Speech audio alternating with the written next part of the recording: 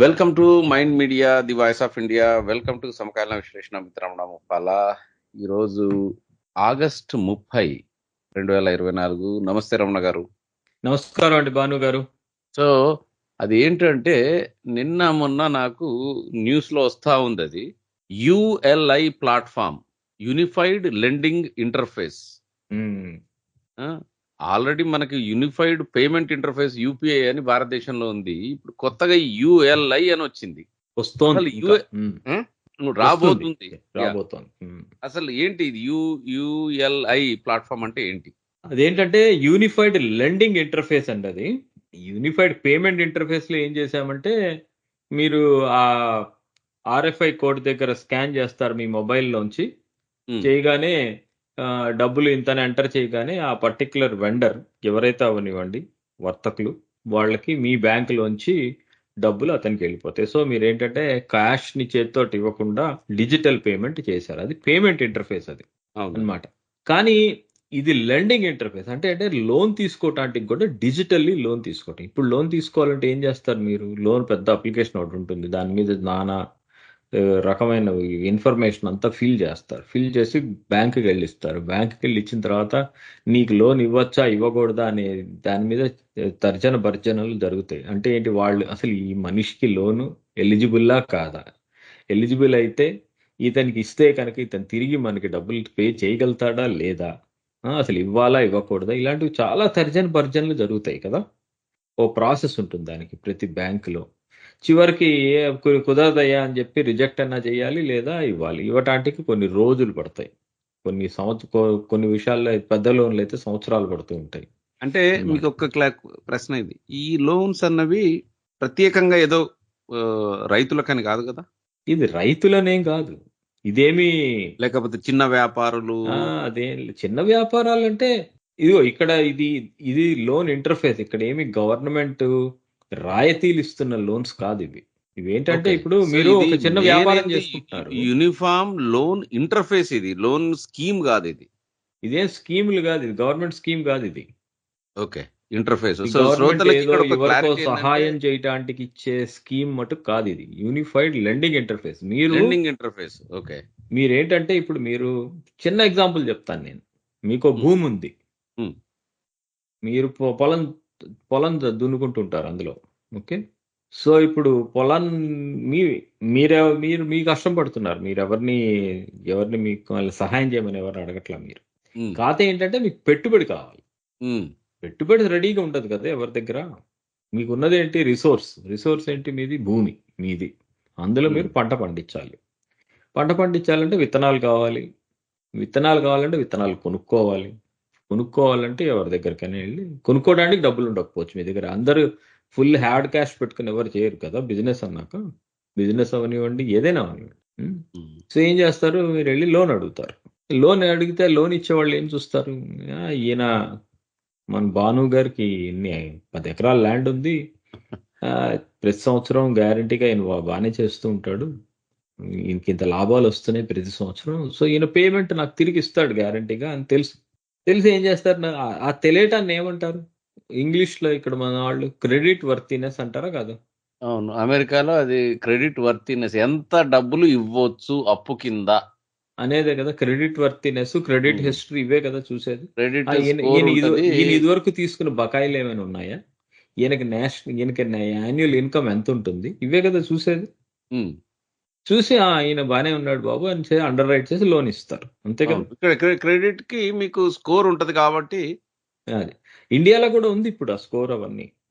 Okay, ఇండియాలో కూడా, భారతదేశంలో కూడా అవన్నీ ఉన్నాయి ఇప్పుడు అన్నమాట. కాకపోతే వైడ్ స్ప్రెడ్ గా లేదు అన్నమాట. ఎందుకు లేవంటే కొన్ని ఇంకా డిజిటైజ్ చేయలేదు కాబట్టి లేవు అన్నమాట. సో ఇప్పుడు నేను చెప్పిన ఎగ్జాంపుల్లో ఆ పర్టికులర్ రైతు వెళ్ళి నాకు లోన్ కావాలని బ్యాంకులో అప్లై చేస్తాడు. అదో పెద్ద ప్రాసెస్, లైన్లో నుంచుంటాడు. అట్లాంటి వాళ్ళు చాలా మంది ఉంటారు ఆ బ్యాంకులో. చిన్న బ్యాంక్ ఏదో ఉంటుంది ఆ విలేజ్ లో, ఆ గ్రామంలో. సో వెళ్ళి లైన్లో నుంచుంటాడు, అప్లికేషన్ ఇస్తాడు. పాప ఆయన ఇంగ్లీష్ రావచ్చు రాకపోవచ్చు, కష్టపడి ఏదో రాయిస్తాడు, మొత్తానికి అప్లై చేస్తాడు. చేసిన తర్వాత హే నీది పట్టా, అప్పుడు నీ ల్యాండ్ పట్టా తీసుకురానైనా ఉందో లేదో నాకు ప్రూఫ్ కావాలంటాడు వాడికి. ఎందుకంటే ఆ బ్యాంక్ కావాల్సింది కొన్ని ప్రూఫ్స్ ఉండాలి కదా, లేకపోతే నువ్వు ఎందుకు ఇచ్చావు లోన్ అని బ్యాంక్ని పై వాళ్ళు అడుగుతారు కదా. సో అల్టిమేట్లీ అండర్ రైట్ చేయాలంటే ప్రూఫ్ అడగాలి. సరే తీసుకుని నేను దస్తావేజులన్నీ తీసుకుని వెళ్తాడు, ఆ కాపీ తీసుకుని పెట్టుకుంటాడు. తర్వాత నీకు ఎంత ఇన్కమ్ వచ్చిందని లాస్ట్ టైం బ్యాంక్ బుక్ ఉందా, బ్యాంక్ బుక్లో చూపించగలవా నీకు ఎంత ఇన్కమ్ ఉందని, నీకు ఎంత వస్తుంది, అదే ఒకటి. మళ్ళీ ఇట్లా ఎన్నో ఫారమ్స్ అన్ని ఇస్తే చివరికి ఆ విత్తనాలు వేసుకోవడానికి కావాల్సిన లోన్ వస్తుంది. అంటే ఎంత కష్టపడాలి, ఎంత టైం ల్యాగ్ ఉంటుంది ఈ లోపల, చాలా అవుతాయి కదా. సో నేను రైతు విషయంలో చెప్పాను మీకు. సరే ఇప్పుడు మీకు భూమి ఉంది, భూమిలో మీకు అంతా తెలుసు, నీళ్లు రావట్లేదు, బోర్ వేస్తే నీళ్ళు వస్తాయని తెలుసు, బోర్ పంపు కొనుక్కోవాలి. కొనుక్కోవాలంటే ఏం చేయాలి, మీ దగ్గర క్యాష్, హార్డ్ క్యాష్ ఉండకపోవచ్చు, లోన్ అప్లై చేయొచ్చు కదా. సో ఈ బేసికల్లీ ఎక్కడ లోన్ అప్లై చేసినా కూడా ఆ లోన్ అప్రూవల్ ప్రాసెస్ టైం పట్టే ప్రాసెస్. అయితే ఇప్పుడు ఏం చేశారంటే చాలా వాటిని డిజిటైజ్ చేశారు. ఫర్ ఎగ్జాంపుల్ ఇప్పుడు ఇదే రైతుని తీసుకుందాం, తనకు వచ్చే డబ్బులన్నీ కూడా ఏం చేస్తున్నాడు, బ్యాంకులో వేసుకుంటున్నాడు. ఎందుకంటే ఇప్పుడు క్యాష్ అనేది వాడటం మానేశారు కాబట్టి చాలా మటుకు.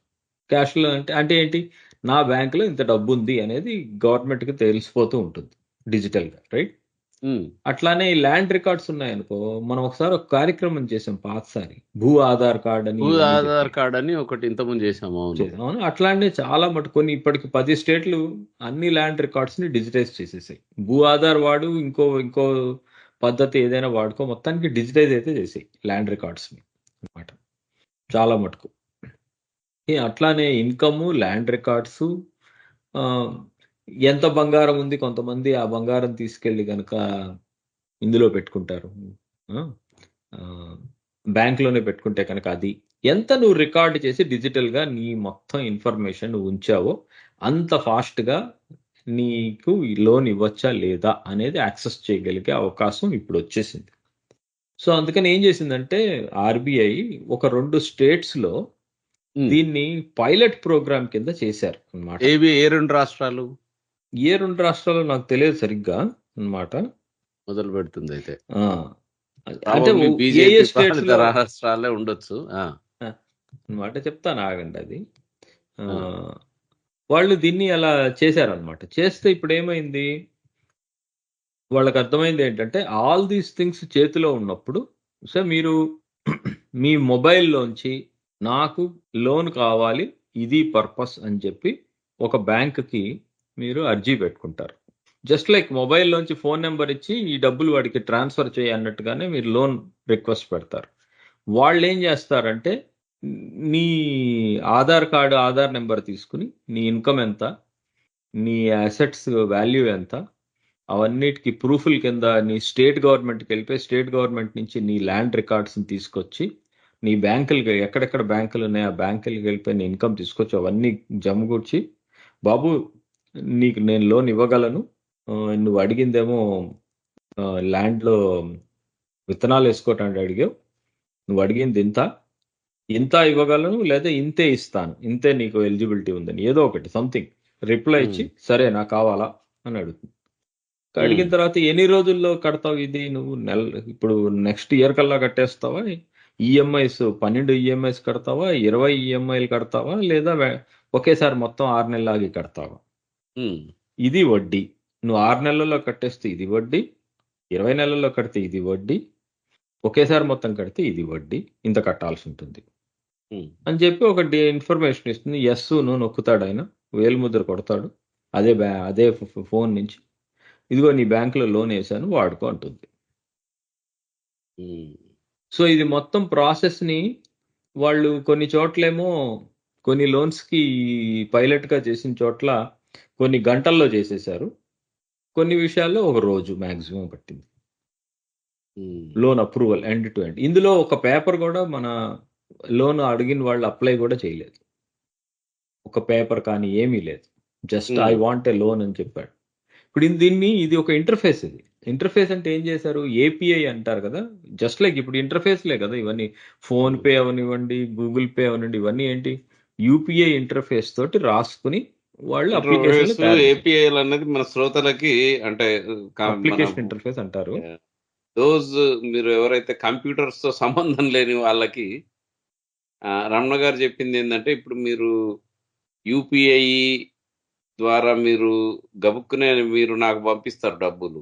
దానికి మునుపు కాగితాల మీద రాయటము, ఇంకో బ్యాంకుకి పంపించి వాడు దాన్ని అప్రూవ్ చేయటం ఏం లేకుండా డిజిటల్‌గా ఒక దగ్గర నుంచి ఇంకో దగ్గరికి వెళ్ళేయడానికి కొన్ని ప్రోగ్రామ్స్ రాస్తారు. అప్లికేషన్స్ అంటారు వాటి సాఫ్ట్‌వేర్‌లో. 2 అప్లికేషన్స్ మాట్లాడుకునేది అప్లికేషన్ ప్రోగ్రామింగ్ ఇంటర్ఫేస్ ఏపీఐ అంటారు. యాహ్! యాహ్! సో, చెప్పారు మీరు.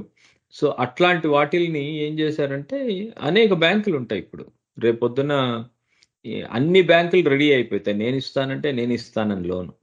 సో, సో, అన్ని బ్యాంకులు వాళ్ళకి లోన్ మీకిక్కడ ఒక తీసుకునే ప్రశ్న. వాళ్ళకి ఒక మధ్య ఇంటర్ఫేస్‌ని ఈయన యూనిఫైడ్ లెండింగ్ అంటే డబ్బులిచ్చే ఇంటర్ఫేస్ అని పెట్టాడన్నమాట. అంటే ఇది భారతదేశంలో ఇది చాలా రెవల్యూషన్ తీసుకురాబోతుంది. ఇది స్కేలబిలిటీ. అంటే ఏంటంటే స్కేలబిలిటీ అంటే ఎంత వైడ్‌గా దీన్ని స్ప్రెడ్ చేస్తారో దాన్ని బట్టి ఇది మటుకు రెవల్యూషన్ వచ్చేస్తుంది. ఇది వచ్చిన రోజు యాహ్! మటుకు. ఇది ఎందుకంటే మొత్తము చాలా మందికి లోన్స్ కావాల్సొస్తాయి. ఇప్పుడు ఇండియాలో మేజర్ ప్రాబ్లమ్ ఇవాల్టి రోజున క్రెడిట్ ఇవ్వకపోవటం.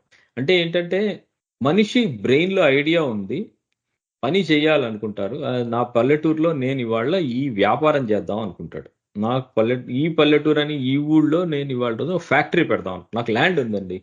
మీరే ఉన్నారు. మీకు ల్యాండ్ ఉంది. అది అగ్రికల్చరల్ ల్యాండ్ కాదు. మొత్తం కలిపి ల్యాండ్. ఆ ల్యాండ్‌లో మీరేదో ఫ్యాక్టరీ పెడదాం అనుకుంటారు. ఫ్యాక్టరీకి మీకు పెట్టుబడి కావాలి. ఎవడిస్తున్నాడు పెట్టుబడి? పెట్టుబడి ఇవ్వటం అంటే ఏంటి? ఎవరైనా లోన్ ఇవ్వాలి.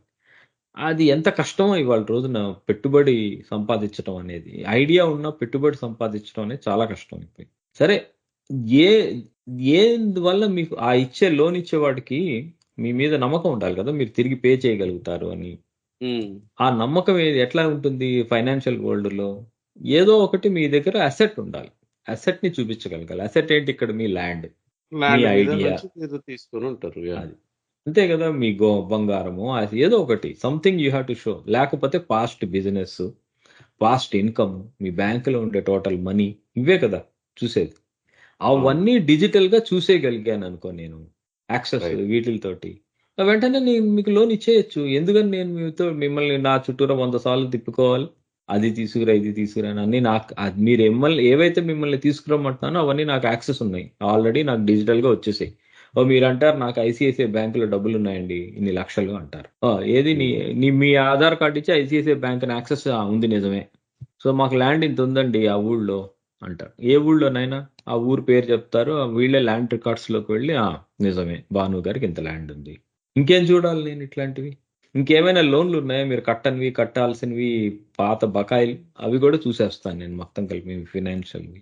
సో ఇప్పుడు క్రెడిట్ హిస్టరీ రన్ చేసినప్పుడు మీకేమి బకాయిలున్నాయి, ఎంత ఇన్‌కమ్ వస్తుంది, మీ అసెట్స్ ఏంటి అన్నీ కలిపి నాకు ఒక చోట డిజిటల్‌గా ఇన్ఫర్మేషన్ వచ్చేసిందనుకోండి. ఇక మీకు లోన్ ఇవ్వటానికి నాకు ప్రాబ్లమ్ ఏంటి? హ్మ్. సో, ఆ ప్రాసెస్ మొత్తాన్ని ఇప్పుడు ఇదివరకేంటి మీకు ఇప్పుడు యూపీఐ అంటే ఏంటి? పేమెంట్ ఇంటర్‌ఫేస్ అది. ఒక ఆర్ఎఫ్ఐ కోడ్ ఇస్తున్నారు. ఆ కోడ్ మీద మీరు మొబైల్ పెట్టి స్కాన్ చేస్తున్నారు. మీ బ్యాంక్ నుంచి డబ్బులెళ్ళిపోతున్నాయి. అట్లానే ఇప్పుడు ఇవన్నిటిని కూడా గ్యాదర్ చేసేసి, ఇవన్నీ చూసేసుకొని మీరు లోన్ అడిగారు. మీకు లోన్ ఇచ్చాను. ఆ తర్వాత ఈ లోన్‌ని మీకు ఒక్కోసారి పెద్ద లోన్ అనుకోండి. ఎట్లా ఉంటుంది లోన్ ఇప్పుడు మనం ఇల్లు కట్టుకున్నారు. ఇల్లు కట్టుకునే లోన్ ఎలా ఇస్తారు? ఇల్లు కట్టుకుంటున్నాను అన్నాక నీకు ఇన్ని లక్షలు ఇస్తాను. పునాదులేసిన తర్వాత అన్ని లక్షలు ఇస్తాను. సున్నం వేసిన తర్వాత ఇన్ని లక్షలు ఇస్తాను అని డిస్బర్స్‌మెంట్ అంటారు దాన్ని. అవునా? ఎన్ని సార్లుగా డిస్బర్స్ చేస్తాననేది. ఆ డిస్బర్స్‌మెంట్ కూడా ఇదే ఈ లోన్ ఇంటర్‌ఫేసే డిసైడ్ చేసేస్తుంది. హ్మ్. సో, మొత్తము అది అయితే ఇక్కడ ఒక ప్రశ్న ఏందంటే మీకు ఇది మార్కెట్ ప్లేస్ లాగా గూడా ఇవాల్వ్ అయితదా? ఆఫ్‌కోర్స్ మార్కెట్ ప్లేసే ఇది. ఎందుకంటే ఇప్పుడు లోన్ ఇచ్చేవాళ్ళు చాలా మంది మార్కెట్ అయిపోతారు. ప్లేస్ అంటే మన శ్రోతలకి ఇప్పుడు ఎవడికి లోన్ అవసరం ఉంది, ఎవరికి ఇవ్వాలి అన్నది బ్యాంకులు వెతుకుతా ఉంటాయి. సో, అందరిని ఒక దగ్గర కూరిస్తే ఆ ఇంటర్‌ఫేస్‌లు అలానే రేపొద్దున కొత్త కొత్త అప్లికేషన్‌లు వచ్చేస్తాయి. వెనకాలేమో యూఎల్ఐ ఉంటుంది. హ్మ్. ముందేమో లోన్ ఇచ్చేవాళ్ళు ఉంటారు. లైన్‌గా బ్యాంకులు అవ్వచ్చు. రేపొద్దున బ్యాంకుల బదులు ఇంకో కొత్త ఫైనాన్షియల్ ఇన్‌స్టిట్యూషన్స్ రావచ్చు. వీళ్ళందరూ కలిసి మ్యూచువల్ ఫండ్ ఉందనుకోండి. కొత్త మ్యూచువల్ ఫండ్ తయారు చేయొచ్చు. ఈ మ్యూచువల్ ఫండ్ కేవలం వేరే వాళ్ళకి ఇచ్చిన లోన్‌ల మీద వచ్చే వడ్డీతో మాత్రమే మీకు డబ్బులుంటాయి. మీరు కొనుక్కోండి అనొచ్చు. కొత్త ఫండ్స్ రావచ్చు. Only for this purpose. ఈ పర్పస్ కోసమే కొత్త ఫండ్స్ రావచ్చు. సరే ఇంకొకటి కూడా చెప్తాను మీకు. మీ పల్లెటూర్లు 10 పల్లెటూర్లున్నాయి. ఈ పల్లెటూర్లో అందరూ వడ్డీ వ్యాపారులు ఉన్నారనుకుందాం. హ్మ్. రూ. 2 వడ్డీ, రూపాయి వడ్డీ. ఇక నుంచి రూ. 2 వడ్డీ, రూపాయి వడ్డీ కుదరదు. ఎందుకంటే యూఎల్ఐ వచ్చేసిందనుకో వాళ్ళ దగ్గర ఎవరు తీసుకోరు. కదా! కానీ వాళ్ళు ఏమనుకుంటారా, సరే పాత రోజుల్లో ₹2 వడ్డీ వచ్చింది, ఇప్పుడు రోజుల్లో 10 పైసలు రాని, ఏదైతే డబ్బులు వస్తాయి కదా, మనం అవును. అందరం కలిసి ఒక ఫండ్ పెడదాం, ఈ వడ్డీ వ్యాపారులు అందరం కలిసి ఒక ఫండ్ పెడదాం, ఆ ఫండ్ తోటి ఆ ఫండ్ ని ఇట్లానే ఈ డిజిటల్ పేమెంట్స్ తోటి మనం ఇచ్చే వాళ్ళకి ఇచ్చేద్దాం అనుకోవచ్చు రేపు. Got it. సో మొత్తం మీద ఇది పెద్ద రెవల్యూషన్ ఇది. ఇది ఇది వాళ్ళు చేయాలనుకుంటోంది అదే అన్నమాట, క్రెడిట్ ని ఈజీ చేయటం. మెయిన్ గా ఇందులో ఒకటి చెప్తాను నేను, ఇదేదో ఆ, ఇది ఒక స్కీమ్ కాదు, ఇది గుర్తుంచుకోవాల్సింది ఏంటంటే, అదేంటంటే వాళ్ళు పేదవాళ్ళు, గవర్నమెంట్ తీసి డబ్బులు ఇట్లా ఇస్తోంది, అదేదో బ్యాంక్ ట్రాన్స్ఫర్ ద్వారా లోన్స్ ఇస్తోంది అనేది కాదు ఇది. This is not scheme, this is credit, making credit availability easy, అప్పు జనాలకి ఇంకా ఈజీగా హ్యాపీగా. ఇవ్వటం. ఎలిజిబుల్ అప్పు అనేది అంటే మళ్ళీ రెండు అర్థాలు ఉన్నాయి దానికి, అప్పుకి. దీన్ని ఏమనాలంటే పెట్టుబడి, అప్పు అనకూడదు దీన్ని. మీరు ఏ పని చేయాలన్నా మీకు పెట్టుబడి కావాలి, ఓకే, పెట్టుబడి పెట్టడానికి అప్పు దొరుకుతుంది, అది అండ్ ఆ అప్పు తొందరగా దొరుకుతుంది. తొందరగా అంటే మీ యొక్క ప్రాసెస్ ఎక్కువ లేకుండా. మీకు ఎంత ఇవ్వచ్చు ఈ వ్యక్తికి అప్పు అన్నది వాళ్ళు లెక్క చూసి చెప్పేస్తారు. అప్పటికప్పుడు మీ పొలం కానీ మీ ఎనీథింగ్, మీ అంటే భయానా అంటారు కదా, లేకపోతే మీ వాట్ ఎవర్ దానికి సెక్యూరిటీ మొత్తం లాగా. ఇది పైలట్ లో 12 బ్యాంకులు పార్టిసిపేట్ చేశాయి అన్నమాట. ఇది 17 ఆగస్టు 23న పైలట్ మొదలెట్టారు ఇది అన్నమాట. మొత్తం ఈ పైలట్స్ ద్వారా కూడా 5,530 కోట్లు ఇచ్చారు. ఎవరికంటే స్మాల్ ఎంఎస్ఎంఈ లోన్స్, అందులో ఎంఎస్ఎంఈకే 3,600 కోట్లు ఇచ్చారు అన్నమాట 31 మార్చి వరకు.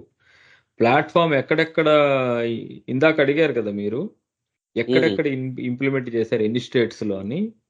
ఆంధ్రప్రదేశ్, ఒరిస్సా లో మెయిన్ గా, కొన్ని డిస్ట్రిక్ట్స్ ఉన్నాయి, ఉత్తరప్రదేశ్, మహారాష్ట్ర, తమిళనాడు, మధ్యప్రదేశ్, కర్ణాటకలోనేమో కొన్ని డిస్ట్రిక్ట్స్ లో చేశారు. ఫుల్ స్టేట్ దీన్ని పైలట్ కింద చేయగలిగింది ఆంధ్రప్రదేశ్, ఒరిస్సా. ఎందుకంటే ఈ రెండు స్టేట్లు వాళ్ళ ల్యాండ్ రికార్డ్స్ ఎవ్రీథింగ్ డిజిటైజ్డ్ ఈ రెండు స్టేట్స్ లో. సో అదండి, ఐ మీన్ దీనికి ఖాతా ఏంటంటే దీన్ని ఫ్రిక్షన్ లెస్ క్రెడిట్ అంటారు. ఇది పైలట్ ప్రాజెక్ట్ పేరు ఏం పెట్టారంటే, మొదట్లో దీని friction less credit RBI last year చేసింది అనమాట. అది ఎండ్ టు ఎండ్ డిజిటల్. ఎక్కువగా దీన్ని డైరీ లోన్స్, ఇప్పుడు పాల ఉత్పత్తి చేసే వాళ్ళ లోన్స్ ఉంటాయి వాళ్ళ కోసం, అదే వాళ్ళు గేదెల్ని కొనుక్కోవటానికి, వాటికి గడ్డి కొనుక్కోవటానికి, అవన్నీ నేనే కనిపెడుతున్నాను, వాళ్ళకు ఉంటాయి అవి. సో వాళ్ళు అట్లాంటి దానిలో ఎక్కువగా దీన్ని వాడారు ఇప్పటివరకు పైలట్ ప్రోగ్రామ్స్ లో. ఫ్రిక్షన్ లెస్ లోన్ అని పెట్టుకున్నారు. ఇప్పుడు అది సక్సెస్ అయ్యేటప్పటికల్లా ఒక గత వారం డిక్లేర్ చేశాడు ఆయన అన్నమాట. ఆయన ఏమన్నాడంటే కొత్త ట్రినిటీ అన్నాడు.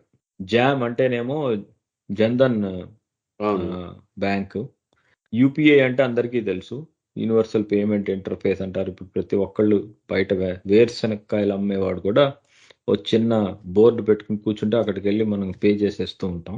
ఒకళ్ళ నుంచి ఒకళ్ళకి డబ్బులు కూడా వాళ్ళ bank account number, phone number తోటి కూడా ట్రాన్స్ఫర్ అయిపోతూ ఉంటాయి డబ్బులు.